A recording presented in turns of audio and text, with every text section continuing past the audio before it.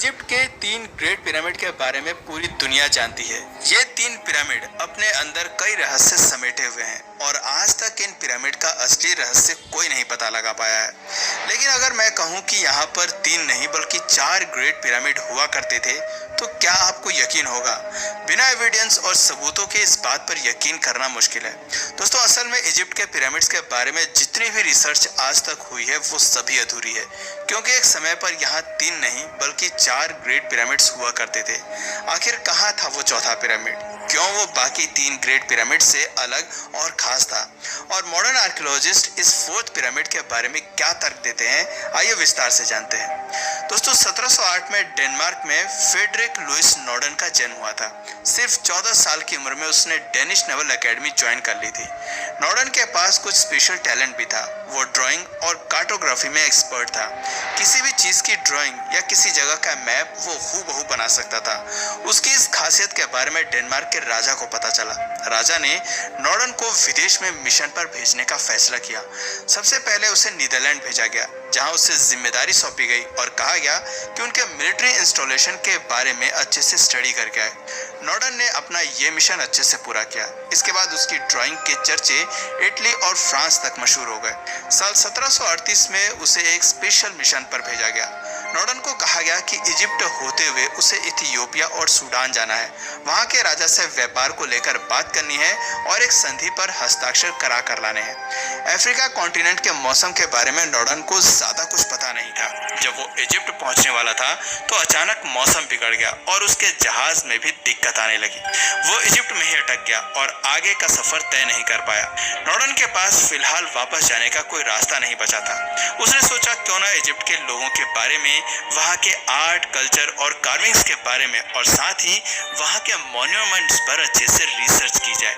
उसने काफी डिटेल में रिसर्च की और करीब 1 साल बाद साल 1738 में वो इजिप्ट से वापस लौटा। वापस लौटने के बाद उसके कुछ अच्छे कामों को देखते हुए रॉयल सोसाइटी ऑफ लंदन का उसे मेंबर बना दिया गया। नॉर्डन ने साथ ही अपनी रिसर्च भी दुनिया के सामने पब्लिश की। उसने बताया कि गीजा के साउथ ईस्ट में उसने 4 ग्रेट पिरामिड्स देखे। साथ ही 7-8 सैटेलाइट पिरामिड्स भी वहां पर बने हुए थे। नॉर्थ की साइड 2 बड़े पिरामिड्स थे जिनकी हाइट 500 फीट से भी ज्यादा थी। उनके सीक्वेंस में ही 2 स्मॉल साइज के पिरामिड्स थे।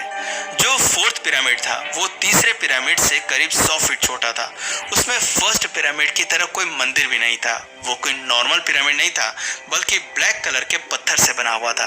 ये पत्थर ग्रेनाइट से भी ज्यादा हार्ड होता है। 4th पिरामिड भी बाकी 3 ग्रेट पिरामिड्स के सीक्वेंस में खड़ा था। नॉर्डन ने इन सब के बारे में वॉयज डी इजिप्ट एट डे न्यूबी में बताया था। दोस्तों, नॉर्डन की इस रिपोर्ट के बारे में जब मॉडर्न आर्कियोलॉजिस्ट ने पढ़ा तो वो काफी हैरान हुए।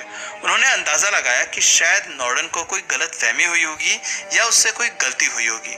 उसने किसी सैटेलाइट पिरामिड को ही ग्रेट पिरामिड समझ लिया होगा। लेकिन असल में नॉर्डन ने सैटेलाइट पिरामिड्स यानी कि स्मॉल पिरामिड्स के बारे में अलग से लिखा हुआ है। साथ ही उसने ये भी स्पेशली मेंशन किया कि 4th पिरामिड ब्लैक कलर के स्टोन से बना हुआ था। नॉर्डन अपने समय का प्रसिद्ध कार्टोग्राफर और आर्टिस्ट था।